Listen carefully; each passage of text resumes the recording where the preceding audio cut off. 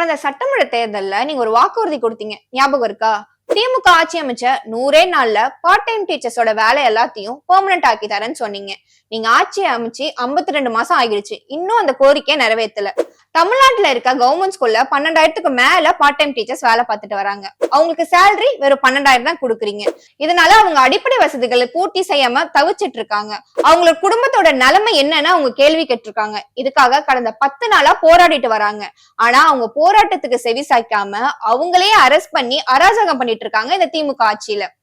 தேர்தல் டைம்ல 100 நாள்ல எல்லாத்தையும் நிறைவேற்றிடுவோம்னு சொன்னீங்க. இப்ப உங்க ஆட்சி காலமே முடிய போகுது. இப்ப பயந்துட்டீங்களோ என்னவோ, 45 நாள் எல்லாத்தையும் நிறைவேற்றுறோம்னு சொல்றீங்க.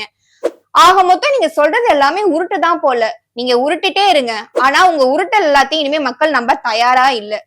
மக்கள் எல்லாரும் உங்ககிட்ட ஒரு உண்மையை சொல்ல தயாராகிட்டாங்க. என்னன்னா, உங்களை மாதிரி 100 நாள் 45 நாள்லாம் சொல்லல. சரியா இன்னும் 8 மாசத்துல உங்க எல்லாரையும் வீட்டுக்கு அனுப்ப மக்கள் எல்லாருமே தயாராகிட்டாங்க.